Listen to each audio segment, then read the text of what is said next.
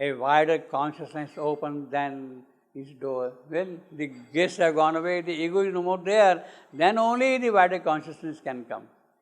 The wider consciousness can come only then, when the ego is no more there, when the guests have left. Open then its door, invading from spiritual silences, a ray of the timeless glory stoops a while, for a short while, that glory, that ray comes here to commune with our seized, illumined clay. Our clay is illumined, it is seized. Come to talk with them, to get in contact, and leave this huge white stamp upon our life. So when the guests have left, when the ego is no more there, then the wider consciousness invades us and it leaves its stamp on us. And leave this huge, it of course stands for wider consciousness. It stands for wider consciousness. She is illumined clay, a ray of life, timeless glory. A ray of timeless glory stoops a while, for a short while. So life's cherished gifts have to live, see. Then only that can happen. In the oblivious field of mortal mind, revealed in the closed prophet eyes of trance, or in some deep internal solitude, witnessed by strange immaterial sense, the signals of eternity appear. So now you start getting signals, indications from eternity. In the oblivious field of mortal mind is an oblivious field, revealed to the closed prophet eyes of trance. The eyes of trance are closed. To him is revealed, or in some deep internal solitude, either in this state or in the state of internal solitude, witnessed by strange immaterial sense. Who is witnessing that internal time? Immaterial sense. It is that. The signals of eternity appear. So either in internal solitude or in the closed prophet eyes, those signals of eternity come. We have to be open to them. Now those signals of eternity can be received, can be discerned, can be retained, accepted only when we have removed away our ego and our guests are no more present there. Then only it can happen. Otherwise they will come and intrude and they will snatch away all those things that are coming here. So that's the condition. In other words, it is a process of a kind of a purification. You have to purify yourself. Purification means remove your ego, remove all those elements which are obstructing your spiritual progress. Then only you can go further. What Sri Aurobindo described in that little book, the mother, all the elements which are coming, rejection. The whole description of those rejections, you see, or the mental, or the vital, or the physical, they have to be rejected. When those cherished guests have gone away, then the signals of eternity can come. And the signals will tell you now this, etc. You see, the signals of eternity appear. The truth mind could not know, unveils its face. Obviously, mind cannot know that kind of a truth at all. The truth mind could not know, unveils its face of truth. We hear what mortal ears have never heard. These are the signals. We hear what the mortal ears have never heard. The truth mind could not know. That is the signal. Unveils its face. So he is giving the examples of signals here. The truth mind could not know. We hear what the mortal ears have never heard. We feel what earthly sense has never felt. These are the signals. We love what common hearts repel and dread. Our minds hush to a bright omniscient. What a line. So he has given the examples of signals. Truth, hear, feel, love. Our minds hush to a bright omniscient. What a marvelous line this one. Our minds hush to a bright omniscient.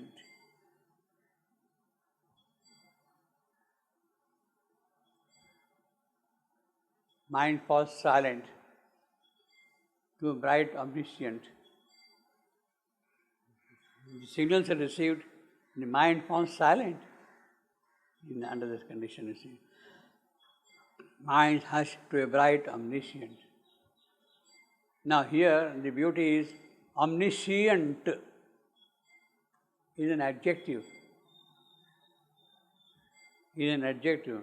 He is right here, mind's hush. Hush is a verb. Mind's hush to omniscient. Mind's hush to omniscient. So this is a very different kind of a use of an adjective as a noun here. He is using omniscient as an adjective, as a noun actually he is using. Mind's hush to omniscient. That is a plain thing. In word, mind hush to omniscient means omniscient is a noun. But actually and grammatically it is an adjective, omniscient, you see.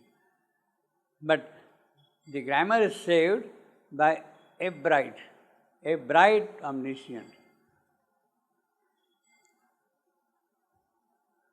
A bright omniscient means now omniscient is personalized. Omniscient is personalized here. Our mind hushed to a bright omniscient. What a technique, you see, what poetry. You see. We love what calmer hearts repel and trend. Our mind hushed to a bright omniscient. Our mind hushed to a bright omniscient. Again, we have got alliteration, hush, omniscient. We have got here mind, you have got omni.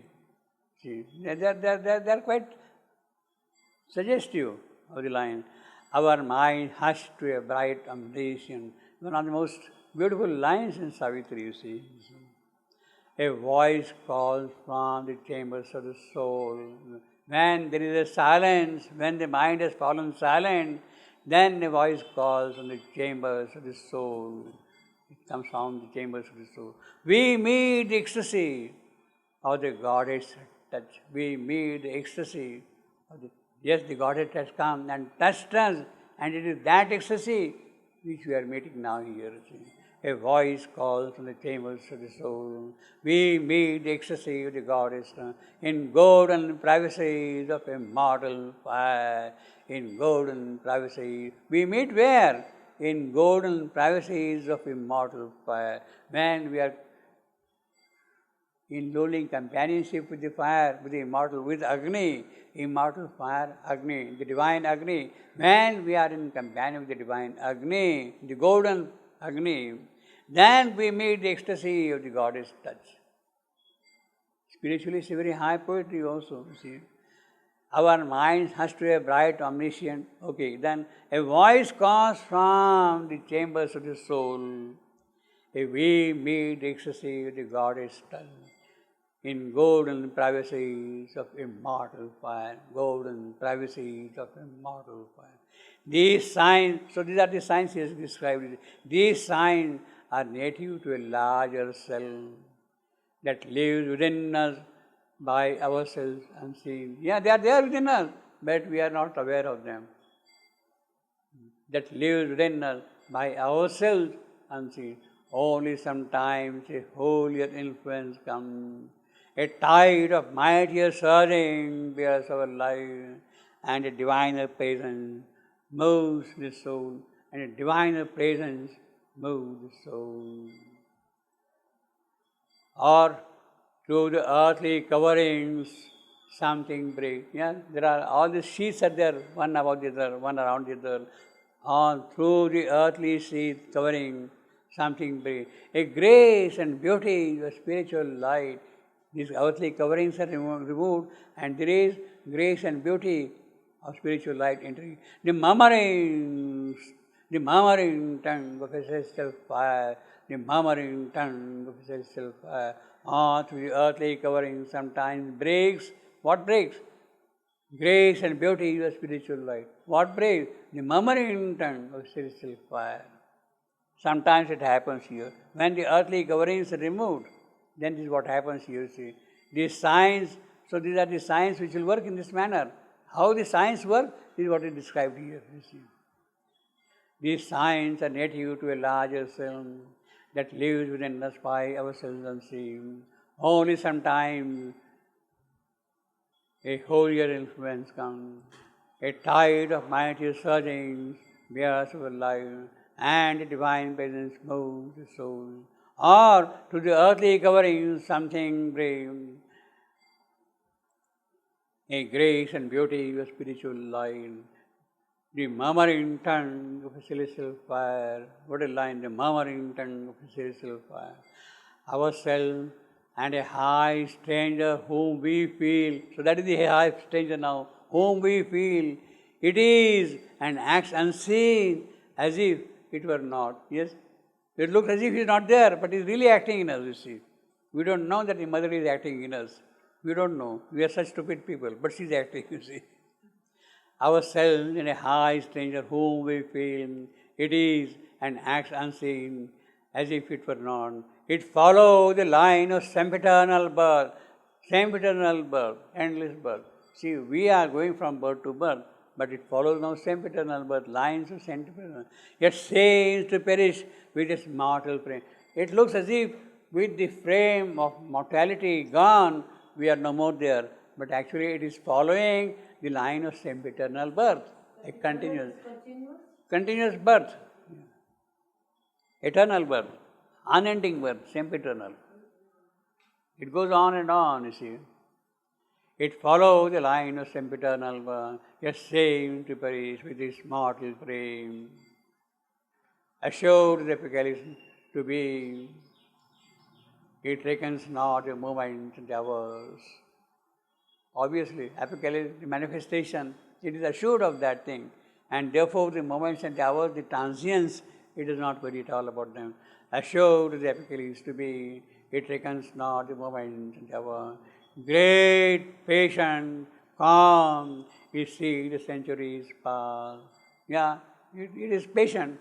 Centuries pass, all these things are happening. Great, patient, calm, we see the centuries pass, awaiting the slow miracle of our change and the sure deliberate process of world fall and the long march of all the willing time. It is assured of that thing, it is waiting for that kind of thing. It is the origin and the master clue. It is the origin and the master clue. Yes, that is the clue, that is the key. A silence overhead, an inner voice. A silence overhead, an inner voice. That is the assured key. That is the master key. A living image seated in the heart. A living image seated in the heart.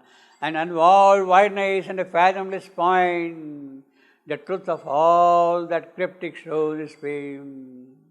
The real towards which our strivings move. The secret grandiose meaning of our life. A treasure of honey in the combs of God. A treasure of honey in the combs of God. A treasure of honey in the combs of God. A splendor burning in the tenebrous gloom. It is our glory of the flame of God, our golden fountain of the world's delight, our golden fountain of the world's delight. And immortality cowed in the cape of death, the shape of our unborn divinity. It guards for us our fate in depths within. Yeah, it guards our fate is guarded within because of that. Where sleeps the eternal seed of transient thing. Always we bear in us a magic key. Yes, there is a magic key in us, actually. There is that. The soul, the psychic being there. That's a magic key. Always we bear in us a magic key concealed in life's hermetic envelope, tight, airtight, watertight, completely hermetic, you see. Also, secret, occult. Hermetic also is occult, you see. Hermetic key, always we bear in us a magic key concealed in life's hermetic envelope. A burning witness in the sanctuary, a burning witness in the sanctuary. He is there, that flame is there, that Agni is the witness. Agni is the witness. He is the Sakshi. a burning witness in the sanctuary, regarding through time and the blind walls of form. Blind wall, it sees all that thing. A timeless light is in his hidden eye. He sees the secret things no words can speak. He sees the secret things no words can speak, and knows the goal of the unconscious world and the heart of the mystery of the journeying ear. That is what the witness knows. That is what this flame knows. That is what the key knows, you see, of transcending. It is the glory of the flame of God. You see, that is the Agni, you see, flame of God. Our golden fountain of the world's delight and immortality cowed in cave of death. He is immortality cowed in the cave of death. The immortal in the immortal. Agni is the immortal in the immortal. That is what Vedic Rishi says, Amatyam Mateshu. He is immortal in the immortal. Golden fountain of the world's delight and immortality cowed in the cave of death.